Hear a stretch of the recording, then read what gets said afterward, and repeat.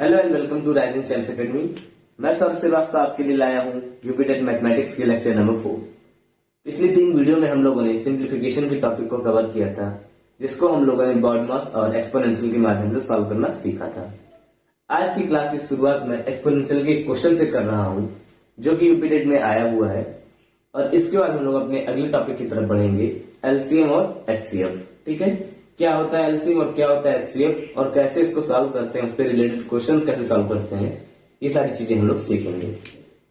तो अगर इस क्वेश्चन की हम लोग देखें तो क्वेश्चन कह रहा है if 2116 is equal to 2 to the power a into 3 to the power b into 5 to the power c, then find the value of 3 to the power a into 2 to the power minus b and multiplied by 5 to the power minus c। ठीक है, तो इस question को solve कैसे करेंगे?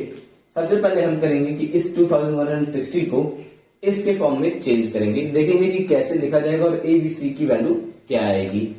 तो अगर हम 2160 को 2 से डिवाइड करें, ठीक है, इसको अगर हम 2 से डिवाइड करते हैं तो हमारी कितनी वैल्यू आएगी? 1080। अभी भी ये 2 से डिविजिबल है, 540। फिर से इसे 2 से डिवाइड करेंगे, ये आ जा रहा है 270। फिर से 2 से डिवाइड करेंगे तो ये आ जाएगा 135। अब 135 ये ऑड नंबर है, तो ये 2 से डिविजिबल नहीं होगा। तो ये डिविजिबल किसके करना है? हमें 3 से चेक करना है। 3 से डिविजिबल होगा 45 से, फिर से ये 3 से डिविजिबल हो जाएगा 15, और ये फिर से डिविजिबल हो जाएगा 3 से, ये हो जाएगा कितना? 5, और ये 5 से डिविजिबल है, और ये लास्ट में 1। ठीक है, तो कैसे लिख सकते हैं इसको? 2160 इज इक्वल टू 2, कितनी पावर है? 1 2 3 4 पावर है, into 3 to the power 1 2 3 times, और 5 की पावर 1। अब क्वेश्चन में ए बी सी की वैल्यू क्या थी? ए बी सी में क्या आ जाएगा? ए बराबर, देखिए 2 की पावर ए थी, यहाँ 2 की पावर 4 है, तो ए बराबर 4, बी बराबर 3 और सी बराबर 1। ठीक है, ये हो गया। अब हमें क्या निकालना है? इसकी वैल्यू। तो हम क्या निकालेंगे? 3 टू दी पावर, डायरेक्टली लिखते हैं, कोई एकेडमिक्स का एग्जाम नहीं, डायरेक्ट आंसर ही करना है। 3 टू दी पावर ए है, तो 3 to the power 4 into 2 to the power minus B यानी कि -3 into 5 to the power minus C यानी कि 5 टू दी पावर -1। इसकी वैल्यू फाइंड करते हैं। 3 टू दी पावर 4 यानी कि 81 मल्टीप्लाई 2 दी पावर -3 यानी कि 1 अपॉन 2 दी पावर 3, और नीचे 5, यहां भी -1, यहां भी -1। अब इसको सॉल्व कर लीजिए। 81 डिवाइड बाई 2 की पावर 3 यानी कि कितना हो जा रहा है? ये हो जा रहा है 8 इंटू 5 40, 8 इंटू 5 40। ठीक है, तो 81 अपॉन 40 ये इसका करेक्ट आंसर होगा। ठीक है, ऑप्शन में जहां भी ये देखिए वहीं पे तुरंत से टिक मार दीजिए। तो उम्मीद करता हूँ ये क्वेश्चन करने का तरीका समझ में आया होगा। एग्जाम में आपसे ये नंबर चेंज कर सकता है, यहाँ पे फैक्टर्स चेंज कर सकता है, ठीक है, यहाँ पे इस क्वेश्चन को चेंज कर सकता है, लेकिन तरीका हमेशा यही होगा। पहले इसको फैक्टर्स के फॉर्म में चेक करना है कि ए बी सी की वैल्यू क्या आएगी। ए बी सी की जो भी वैल्यू आए उसको इस इक्वेशन में पुट करके आंसर डायरेक्ट ले आना है। ठीक है, तो इसे नोट कर लीजिए, फिर हम लोग अपने टॉपिक की तरफ बढ़ते हैं। एलसीएम और एचसीएफ। एलसीएम और एचसीएफ क्या होता है? अगर हिंदी में बात करें तो एलसीएम कहते हैं लघुत्तम समापवर्त, ठीक, और एचसीएफ की बात करें तो महत्तम समापवर्त। ठीक है, ये होता है एलसीएम और एचसीएफ का हिंदी मीनिंग। अब इसकी डेफिनेशन पे चलते हैं। अगर एचसीएफ की बात करता है, एचसीएफ इसको कहते हैं हाईएस्ट कॉमन फैक्टर। अब नाम से थोड़ा थोड़ा क्लियर हो रहा होगा कि जैसे कोई 2 नंबर दे दिया, मान लेते हैं 96 दे दिया और 144 दे दिया। ठीक है, ये 2 नंबर दे दिया और इसका कहा एचसीएफ बताइए। तो वो कौन सा ऐसा नंबर होगा जो इन दोनों को डिविजिबल करे और हाईएस्ट होता हो वो। जैसे ऐसा तो है नहीं कि हाँ 96 और 144 को केवल कोई एक ही नंबर डिवाइड करेगा, कई नंबर डिवाइड कर सकते हैं। तो वो जो नंबर्स इसको डिवाइड कर रहे हैं उनमें से हाईएस्ट नंबर कौन सा होगा। ठीक है, तो देखते हैं। जैसे अगर 96 को देखा जाए तो ये क्या है, 2 इंटू 2 इंटू 2 इंटू 2 इंटू 2, ये हो गया कितना 32 और इसका 3 से मल्टीप्लाई। क्लियर, तो ये हो जाएगा 96। यहां पे 2 2 जा 4 4 2 जा 8 8 2 जा 16 3 इंटू 3। क्लियर, तो ये कितना हो जा रहा है, ये हो जा रहा है हमारा 2 की पावर 5 इंटू 3 की पावर 1 और ये हो जा रहा है हमारा 2 की पावर 4 इंटू 3 की पावर 2। ठीक है, तो अब इसमें से हाईएस्ट कॉमन फैक्टर हम कैसे निकालेंगे। तो हाईएस्ट कॉमन फैक्टर निकलता है कि इसमें जो कॉमन नंबर्स है उनको एक साथ कर लीजिए। जैसे यहाँ पे देखिए, यहाँ पे है 2 की पावर 4 और यहाँ है 2 की पावर 5, दोनों में से कॉमन क्या होगा, कॉमन होगा 2 की पावर 4। तो लिखेंगे क्या, HCF इज इक्वल टू 2 की पावर 4। अब केवल इतना ही रहेगा, नहीं, क्यों, क्योंकि यहाँ देखिए, यहाँ लिखा है 3 की पावर 1, यहाँ लिखा है 3 की पावर 2, तो इसमें भी 3 की पावर 1 कॉमन हो जाएगा, 3 की पावर 1। अब ये जो वैल्यू आएगी यही होगा हाईएस्ट कॉमन फैक्टर। कितना है ये, 2 की पावर 4 यानी कि 16 इंटू 3 यानी कि 48। ठीक, तो 48 ऐसा नंबर है जो मतलब हाईएस्ट ऐसा नंबर है जो दोनों को डिवाइड कर सकता है। इससे हाईएस्ट और कोई भी नंबर नहीं है। क्लियर है, तो HCF का कॉन्सेप्ट यही है। अब HCF कैसे निकालते हैं, जल्दी कैसे निकालते हैं, इसकी बात देखते हैं हम लोग थोड़ा सा। ये तो है बेसिक में आपको अगर कुछ नहीं समझ में आता है तो यही मेथड अपनाइए, सबसे इजी। अगर बेसिक से थोड़ा सा अलग जाना है, एग्जाम में जल्दी क्वेश्चन करने हैं, तो हम लोग थोड़ा सा ट्रिक को फॉलो करते हैं। ट्रिक क्या रहेगा, ट्रिक को मैं एग्जांपल के माध्यम से समझाता हूं। देखिए, जैसे 10 14, ठीक है, ये दो नंबर है जिसका हमें हाईएस्ट कॉमन फैक्टर निकालना है। तो हाईएस्ट कॉमन फैक्टर निकालने के लिए सबसे पहला स्टेप जो होगा वो क्या होगा कि इन दोनों के बीच में डिफरेंस कितने का है, कितने नंबर का डिफरेंस है, यानी कि ज्यादा वाले में से कम वाले को माइनस कर दीजिए। तो कितने का डिफरेंस है, 4 का डिफरेंस है। ठीक है, डिफरेंस निकल गया, क्या लिखेंगे, फर्स्ट स्टेप क्या है, फाइंड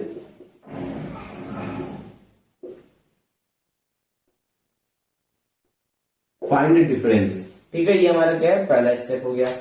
दूसरे स्टेप की बात की जाए तो दूसरा स्टेप हमारा क्या आएगा, दूसरा स्टेप आएगा कि चेक डिविजिबिलिटी।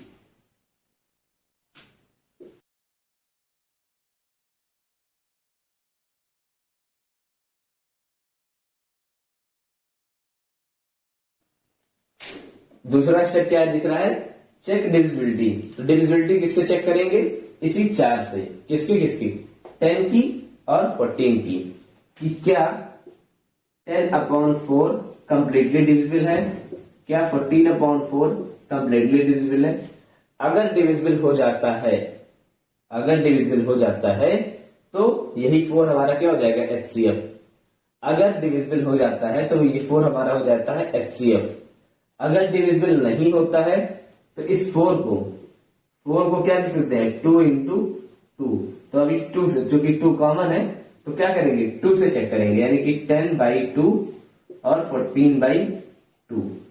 ठीक है, 10/2 और 14/2। अब देखिए ये दोनों डिविजिबल हो जा रहा है, तो HCF क्या हो जाएगा, HCF हो जाएगा हमारा 2। ठीक है, अब इसको कैसे 3 स्टेप में कैसे लिखेंगे ये बता देता हूं, फिर कुछ क्वेश्चन इस पे करा देंगे और एक दो और भी इस तरह के तरीके जो क्वेश्चन है उसमें भी चले जाएंगे। तीसरा स्टेप क्या है, इसमें 2 स्टेप है। पहला, इफ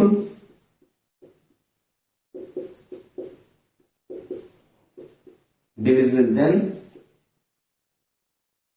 इट इज HCF। अगर डिविजिबल हो गया तो वही HCF हो जाएगा। इफ नॉट डिविजिबल, अगर डिविजिबल नहीं है देन फाइंड, क्या फाइंड करेंगे, फाइंड करेंगे फैक्टर्स ऑफ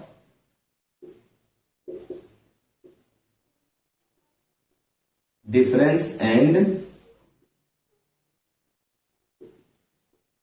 अगेन चेक। ठीक है, बस यही 3 स्टेप है टोटल। इसमें 3 स्टेप्स में आंसर आपके हमेशा आ जाएंगे। एचसीएफ निकालने का पहला काम क्या करना है, कितना भी बड़ा नंबर दिया है, सबसे पहले काम क्या करेंगे, डिफरेंस फाइंड करेंगे। डिफरेंस की मदद से दोनों नंबर्स को चेक करेंगे क्या वो डिविजिबल है कि नहीं है। अगर डिविजिबल हो जा रहा है तो वही जो डिफरेंस है वही एचसीएफ हो जाएगा।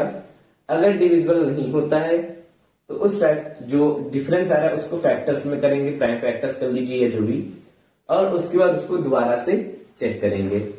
चेक करने पे अगर वो डिविजिबल हो गया है, अगर क्या हो ही जाएगा, अगर प्राइम फैक्टर्स के फॉर्म में कर रहे हैं तो वो डिविजिबल किसी ना किसी नंबर से हो जाएगा, तो वो क्या हो जाएगा, कॉमन फैक्टर एचसीएफ क्या हो जाएगा उसका, वही जिस नंबर से वो डिवाइड हो गया है। एक आध एग्जाम्पल और मैं करके दिखाता हूँ, इसको नोट कर लीजिए स्टेप्स, इसको फिर इसके मैं एग्जाम्पल एक आध करा देता हूं। 8 और 12 की बात करें, ठीक है, 8 और 12 की बात करते हैं। तो पहला स्टेप हमारा क्या था, पहला स्टेप था कि find the difference.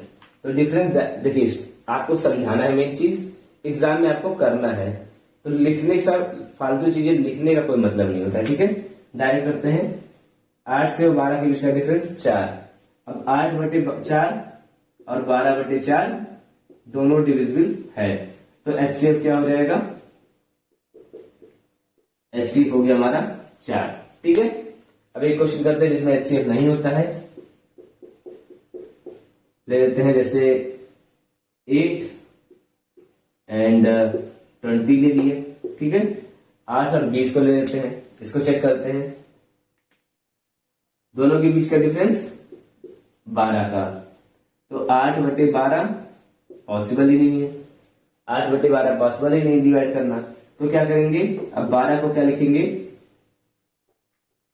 Prime factors में इसको तोड़ लीजिए, 2 इंटू 2 इंटू 3। ठीक है, 2 इंटू 2 इंटू 3।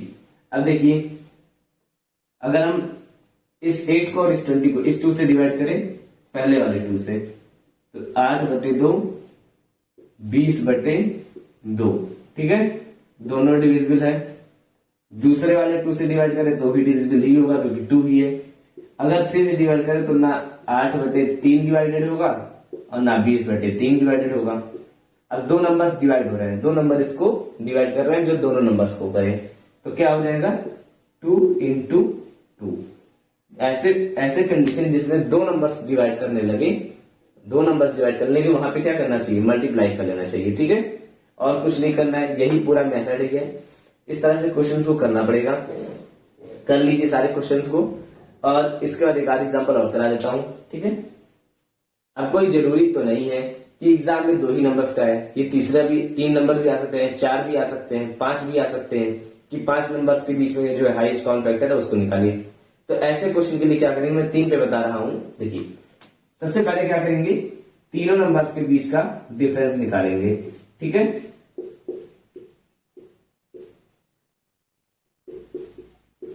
डिफरेंस निकालेंगे, यहां का डिफरेंस 6, यहां 9 और यहां पे 15। डिफरेंस निकालना है नंबर्स के बीच में, ये हमारा हो गया पहला स्टेप। दूसरा स्टेप, इनके जो तीनों में से जो सबसे छोटा नंबर है कौन सा,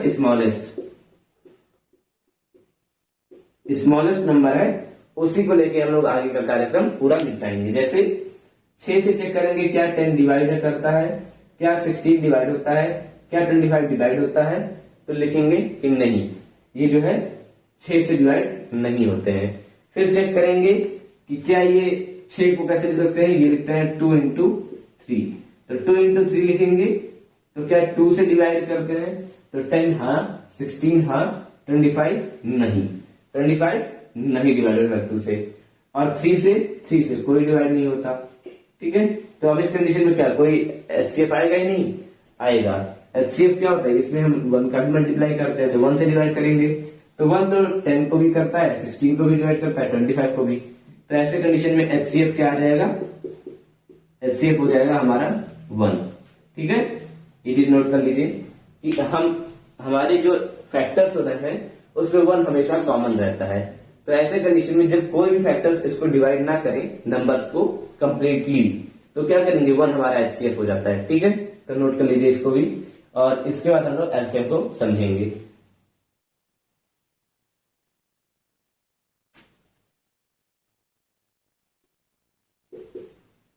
एलसीएम की बात करते हैं। अगर एलसीएम में देखिए, एलसीएम में भी सेम काम करना है, मान लेते हैं वही दो नंबर्स हैं 96 और 144, ये दो नंबर्स हैं। अब इसको हम लोगों ने कैसे किया था, 2 की पावर 5 इंटू 3, और यहां 2 की पावर 4 इंटू 3 इंटू 3। ठीक है, यानी कि 3 की पावर 2 ऐसे था। तो एचसीएफ के लिए तो क्या किए थे, कॉमन नंबर्स को मल्टीप्लाई कर लिए थे। अब अगर एलसीएम निकालते हैं तो हाईएस्ट पावर को मल्टीप्लाई करेंगे। कैसे, इसमें इन दोनों में से 2 की पावर हाईएस्ट कहां पे है, ये 4 है कि 5 है, 5 है। तो क्या हो जाएगा, एलसीएम इज इक्वल टू 2 की पावर 5 इंटू, फिर क्या आ जाएगा 3, और यहाँ पे 2 है, तो इसमें हाईएस्ट पावर क्या है, ये 2 है, तो क्या आ जाएगा 3 की पावर 2। यही होगा हमारा क्या, ये हो जाएगा हमारा highest common factor, sorry lowest common multiple. ये क्या हो जाएगा 32 इंटू 9, ये क्या हो जाएगा 32 इंटू 9, इसकी वैल्यू क्या आ जाएगी 9 टू 18 कैरी 1, 9 3 27 प्लस 1 28। तो एलसीएम क्या आ जाएगा 288। क्लियर है चीज, किसका एलसीएम है ये 96 और 144 का। तो एक बार फिर से बोल दे रहा हूं, जब एचसीएफ की बात करते हैं तो दोनों में से जो कॉमन पावर्स हैं, नंबर्स की कॉमन पावर्स हैं, उनको निकालते हैं। अगर एलसीएम की बात करते हैं तो हाईएस्ट पावर को देखते हैं कि दोनों में से हाईएस्ट कौन सी पावर है, कितनी हाईएस्ट पावर है। जैसे ये 4 है, ये 5 है, हो सकता है कि कोई और नंबर भी आ जाता है जिसमें 2 और 3 होता, तो हाईएस्ट पावर का है 3 हो जाती। क्लियर है चीज, तो इस तरह से एलसीएम निकालते हैं। ये तो है बेसिक तरीका, हर बार आप इस तरह से नंबर नहीं कर पाएंगे। जैसे अगर आपके सामने दे दिया है 10924, अब इसका आप पूरा फैक्टर करने बैठेंगे तो बहुत टाइम लग जाएगा। ठीक है, तो इसको क्या करेंगे, दूसरे मेथड से हम लोग सॉल्व करेंगे। जैसे अगर क्वेश्चन देता है, क्वेश्चन को दे देता है एलसीएम निकालने के लिए 16 एंड 25, 16 एंड 25 को हमने देखा।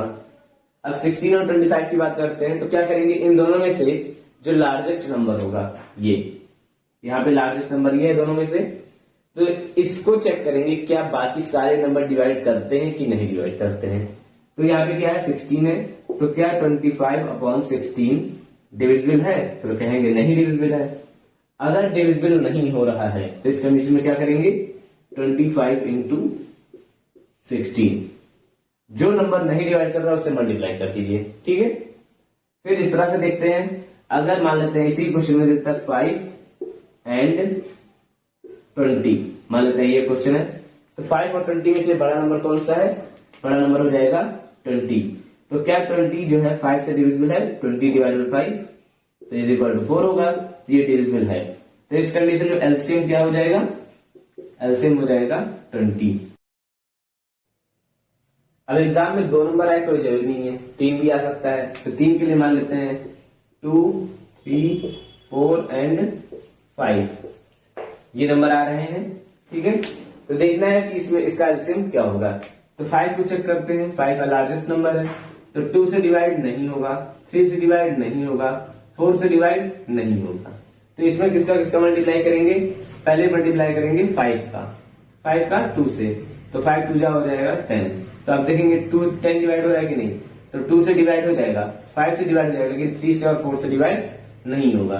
तो फिर 3 से मल्टीप्लाई कर लीजिए, ये हो जा रहा है 30। अब 30 देखिए किससे किससे डिवाइड हो रहा है, 2 से, 3 से, 5 से, तीनों से डिविजिबल है, लेकिन 4 से डिविजिबल नहीं है। अब क्या 4 का मल्टीप्लाई करेंगे तो आंसर आएगा नहीं, क्यों, क्योंकि 4 जो है ऑलरेडी क्या होता है 4 इज इक्वल टू 2 इंटू 2, तो एक बार 2 को यहाँ पे हम लोगों ने मल्टीप्लाई कर रखा है, तो ये दूसरा वाला 2 बचा है, केवल इसी का मल्टीप्लाई होगा, यानी कि ये 60। ठीक है, तो नोट कर लीजिए, ये एलसीएम होगा इसका। तो एचसीएफ और एलसीएम दोनों निकालने का मैंने आपको तरीका बता दिया, ट्रिक भी बता दिया कैसे इजी मेथड से कर सकते हैं। अभी भी क्वेश्चन इस पे ऐसा करते हैं, इसमें एलसीएम और एचसीएफ दोनों निकालना रहे, ठीक है। तो ये देखते हैं, ये क्वेश्चन है हमारे सामने। नंबर्स क्या क्या है, 9, 16, 25 एंड 36। तो पहले एचसीएफ की बात करते हैं। एचसीएफ निकालने के लिए हमें क्या करना होता है, एचसीएफ निकालने के लिए क्या करना है, सारे नंबर्स में एक दूसरे का डिफरेंस निकालते हैं। यानी कि 9 और 16 का डिफरेंस 7, इसका डिफरेंस 9, 25 और 36 का क्या है 11। इसमें से सबसे स्मॉलेस्ट कौन है, सबसे स्मॉलेस्ट हमारा है 7। देखना है क्या 7 डिवाइड करता है किसी नंबर को। अगर सभी को डिवाइड कर देता है तो 7 हमारा क्या हो जाएगा, एचसीएफ। तो 7 किसी को डिवाइड नहीं कर रहा है। अगर डिवाइड नहीं कर रहा है तो यानी कि 7 हमारा एचसीएफ नहीं हो सकता है। और अगर 7 एचसीएफ नहीं है तो क्या करेंगे, 7 का फैक्टर कर लेंगे। 7 की फैक्टर क्या है, 7 इंटू 1। तो 7 तो हुआ नहीं, तो बचा क्या, 1। तो एचसीएफ क्या हो जाएगा, 1। क्यों 1 होगा, क्योंकि 1 सभी नंबर्स को डिवाइड करता है, ठीक है। अगर एलसीएम की बात करें तो एलसीएम कैसे निकलेगा इसका, हाईएस्ट नंबर क्या है इसमें, 36, ठीक है। तो क्या 36 बाकी तीनों नंबर से डिविजिबल है, नहीं है। तो अगर डिविजिबल नहीं है तो 36 के बाद जो हाईएस्ट नंबर लिखा हुआ है उससे मल्टीप्लाई कर दीजिए। तो कितना है, 25। 25 से मल्टीप्लाई करिए तो आंसर आ रहा है 900। क्या 900 बाकी बचे हुए नंबर से डिवाइड हो रहा है, तो 9 से तो डिवाइड हो रहा है लेकिन 16 से डिवाइड नहीं हो रहा है। तो अब 25 के बाद हाईएस्ट नंबर क्या है, 16। तो उसका भी यहाँ पे मल्टीप्लाई कर दीजिए। मल्टीप्लाई करेंगे तो 14400 आएगा। तो एलसीएम क्या हो जाएगा, 14400, ठीक है, 14400। ये किसका एलसीएम है, 9, 16, 25 और 36 का एलसीएम कितना है, 14400। क्लियर है ये चीज। तो एलसीएम और एचसीएफ दोनों निकालना आ गया है। तो इस पे आप लोग प्रैक्टिस करिएगा। इसके बाद मैं कुछ क्वेश्चंस कुछ फार्मूले आपको बताऊंगा जो एग्जाम में बहुत हेल्पफुल होंगे। एलसीएम और एचसीएफ के बीच का रिलेशन निकलेगा और फिर हम लोग देखेंगे कि कैसे फ्रैक्शंस का एलसीएम या एचसीएफ निकालते हैं। तो इसकी आप लोग प्रैक्टिस करिएगा। तब तक के लिए bye bye, keep rising and go ahead.